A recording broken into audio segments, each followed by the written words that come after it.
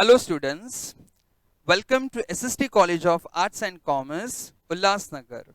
This is SST Edupedia. Myself, Ravindra Pradeep Phadke, an assistant professor from Department of Business Economics. Today, we are going to see the lecture for MCOM Part 1, Economics for Business Decisions. So now, let's start for our further topic. Today we are going to cover our first content of our first module, that is basic principles in economics. Students, try to understand. Your subject name is economics for business decisions. So here, first of all, you have to understand that you people have studied the various economic concepts in your undergraduate course as well as junior college. Once again, why you all are repeating the same topics in your post graduation? Try to understand. First of all, this time you all learning the application of economic theories, economic fundamental rules, their applications, how to use for taking the decisions for our businesses. For this, we are going to see the various principles of our economics, such as we have incremental and marginal principle analysis. Then we will see what is profit maximization principle. Then we will see what is market economy and invisible hand, production possibility frontier, opportunity cost, accounting profit and economic profit, market failure, externalities, and public goods and economic role of development. So this is what you have the entire area of your module 1. So today we will start with our chapter number 1, that is Introduction to Business Economics. Most of you students came from commerce background or maybe from related branches, and you people have definitely studied business economics only. This time you will learn the application of business economics, that how basically the various economic theories we apply into our business decisions. First of all, you have to understand that what is the meaning of business economics. So business economics is uses of economic theory and quantitative methods to analyze the functioning of business enterprises. It focuses on the application of fundamental economic theories and laws in the decision making process of business enterprises. Now we will see what is the scope of our business economics. First of all, try to understand the meaning of scope. Scope is nothing but further extension or an opportunity or extended work or extended area of learning. So which areas basically covered in business economics? So the very first area, extension area of business economics is market demand and market supply. We have already learned individual demand and individual supply. Individual is nothing but when a single person demands goods and services and supply. Market demand is nothing but when group of people are demanding goods and services together and they are accumulate their demands together, known as market demand.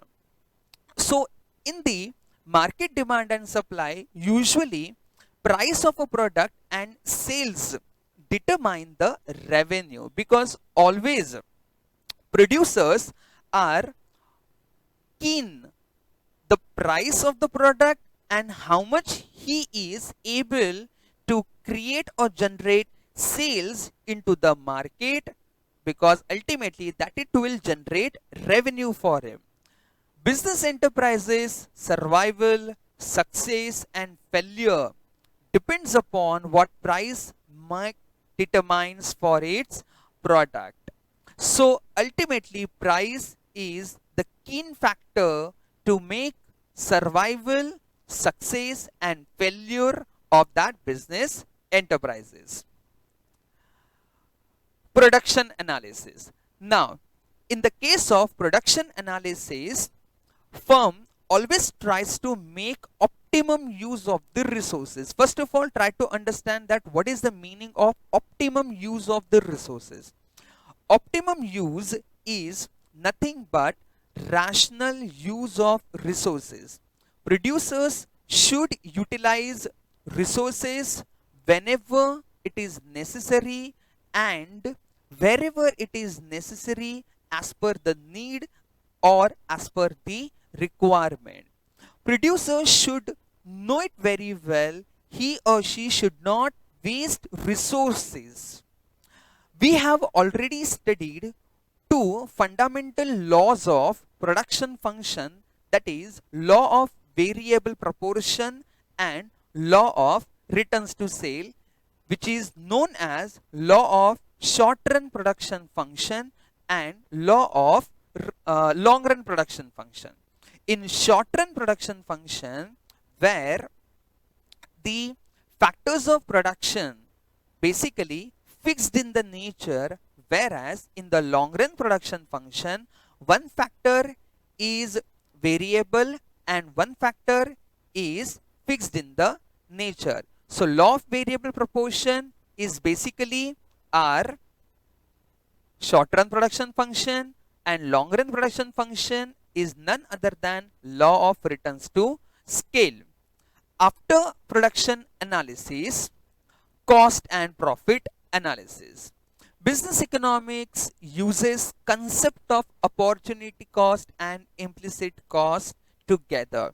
In further slides, we will definitely discuss the meaning of opportunity cost and implicit cost in detail.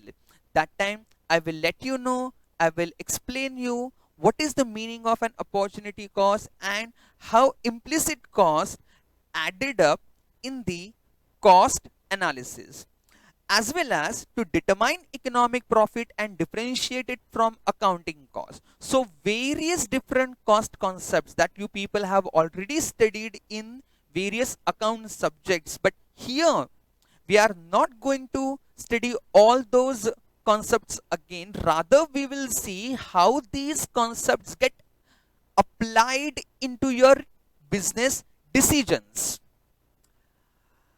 Market structure. In commerce, usually whenever we ask students, they answer that, sir, market may be a wholesale market or it may be a retail market. But in economics, apart than wholesale and retail market, we study further markets also, like perfect competition, monopolistic competition, monopoly, oligopoly, duopoly, monopsony, bilateral monopoly, or etc. The first thought that every producer has to think, in which market he is doing the entire business.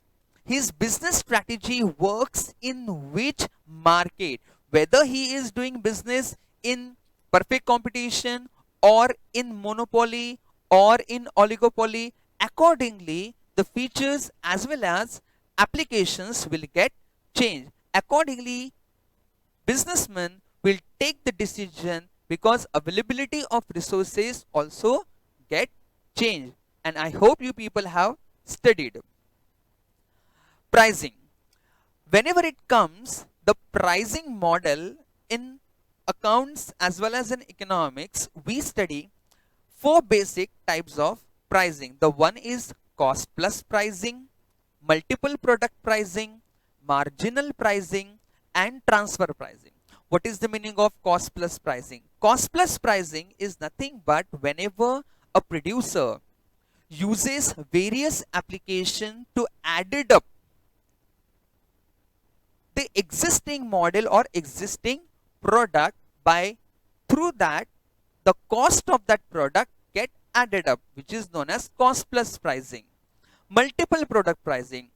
Sometimes you may find in the market, a one company produces multiple product because that company is not producing product for one type of customer but multiple type of customer. Market is a bunch of customers and every customer has its own need, every customer has its own requirement. Accordingly, company tries to sell and create their product. Accordingly, product pricing also get variate. Marginal pricing. Often it happens sometimes due to necessity, they have to make some changes, they have to make some addition of pricing in the existing prices also, while adding up an extra units for the input factors of production known as marginal pricing, and later transfer pricing. Objective of firm. Every single firm or every single business unit has its own different objectives or motto or goals to retain or to sustain into the market. Which type of objective that firm has it to be, whether it has a growth maximization, either firm wants growth, or they want sales, or they want a profit maximization, or they want satisfaction of their customer. So accordingly, they have to make these strategies, they have to make the policies, they have to make decisions for their entire unit of production. It depends upon firm to firm. Sometimes these decisions may variate as per time permits also. Forecast and business policy. What is the meaning of forecasting? Forecasting is nothing but anticipation. When producer is basically anticipating or forecasting what would be the demand created by consumers in the market, how much in the future people or consumer will create demand. Accordingly, producer will always make an arrangement in prior to fulfill the need in advance. That is we called as forecast. Forecast, usually we use the word in the department of meteorology, where we anticipate weather, rain, as well as climate. And always remember, business policies which are influenced by various factors such as political, economical, social, environmental, or etc. Accordingly, they make a forecasting. And it is one of the applied component. Don't forget the word applied component, because here you have to learn the real application of business economics, this time not theoretical concept, how these concepts are actually they are applying to get the result for their output. Last, project planning and capital budgeting. Now project planning is always plan of a producer who estimate planning for project, planning for business in coming years. Accordingly, producer has to make the arrangement of even budget also. For this, he has to take the decisions with the help of payback period, net present value, internal rate of returns, or etc. And all these methods we will learn in this model in coming lectures. Thank you very much. I hope you people have understood the scope of business economics. So we will meet very soon. Don't forget to subscribe our channel and to bell icon button. Thank you very much.